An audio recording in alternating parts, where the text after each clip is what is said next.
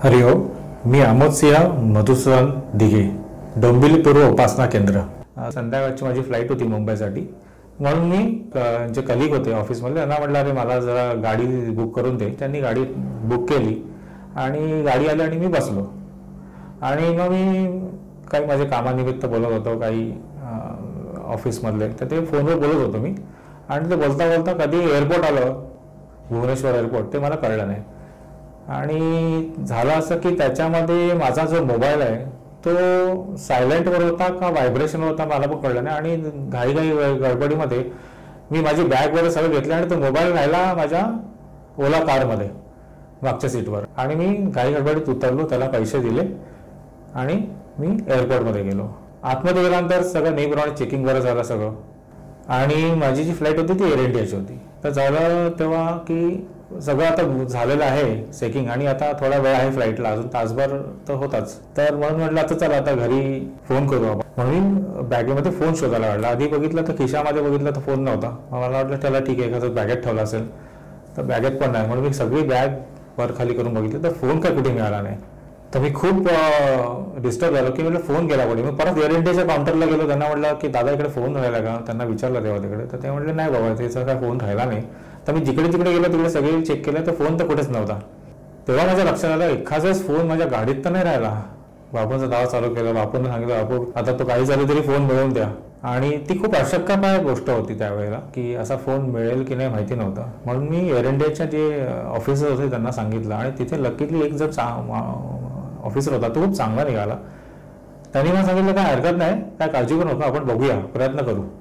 पण त्यांनी मी पण आधी 3-4 वेळा फोन लावला, पण फोनची रिंग वाजत होती कंटिन्युअस, पण काय फोन पण उचललेला वाटत नव्हता, म्हणजे कोणाला मिळाला असं वाटत नव्हतं फोन। आणि शेवटी जेव्हा त्यांनी फोन केला तेव्हा हा फोन उचलला गेला।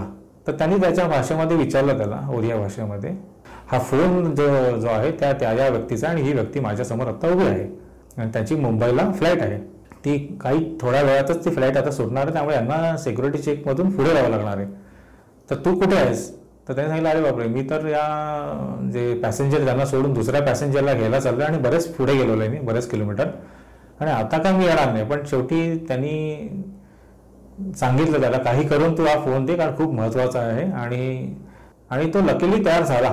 तर मी पण त्या डिस्टर्बमध्ये खूप डिस्टर्ब झालेलो की म्हटलं अरे बापरे काय करायचं आता, जाऊ दे आता, मी तर मनाची तयारी ठेवली होती की आता जाऊ दे, फोन केला आणि त्या माणसाने सांगितलं की मी येईल पण मला वेळ लागेल, अर्धा तास तरी राहिला।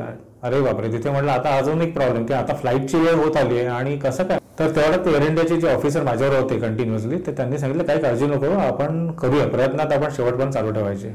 आणि माझा बापूंचा दावा चालूच होता कंटिन्युअसली। त्यामुळे झालं असं की ज्या माणसाने सांगितलं की अरे मी येईल तिकडे, पण ज्या ठिकाणी पॅसेंजरला सोडलं ना मी तिथेच येईल, मला आता ते माहित नाही कोणता पॅसेंजर काय आठवत नाही मला नीट, पण बापूंच्या कृपेमुळे झालं असं की एअर इंडियाचे जे सिनियर ऑफिसर होते ते माझ्याबरोबर आले, कारण त्यांना मी सांगितलं होतं की काही झालं तरी मला तुम्ही तिथपर्यंत घेऊन जा, नाही तर कोण सोडणार नाही, कारण कोणतंही सिक्युरिटी जे सिनियर मोस्ट पोलीस जे असतात ते सोडत नाही असं कोण। आणि तिथे मला अजून एक पोलीस इन्स्पेक्टर जे भेटले ते पण मराठीच भेटले, तर त्यांना मी सांगितलं असं दादा असं असं झालंय, तर ते म्हटले काही काळजी करू नका, सगळं होईल। आणि थोड्या वेळाने जेव्हा ड्रायव्हर आला त्यांनी फोन केला की मी आलोय गेटला, तुम्ही या, आणि मी तसाच त्या ऑफिसर बरोबर आणि त्या सिक्युरिटी जे तिथे हेड कॉन्स्टेबल जे मेन होते त्यांच्याबरोबर मी बाहेर आलो एअरपोर्टच्या बाहेर, आणि त्यांनी मला जिकडे आल्यानंतर जिकडे सोडलं तिकडेच आम्ही उभं राहिलो आणि त्या ड्रायव्हरने मला ओळखलं की अरे हा इसे क्यों मैंने छोड़ा था। मग त्यांनी फोन दिला, खूप बरं वाटलं त्यावेळेला, कारण बापूंनी जी अशक्यप्राय गोष्ट होती ती गोष्ट मला परत दिली। तर या ह्याच्यातून बापूंनी मला सुखरूप बाहेर काढलं, कोणत्याही प्रकारचा लॉस नाही होऊन दिला। हरिओम, श्रीराम, अंबज्ञ, नाथ सव्येत, नाथ सव्येत।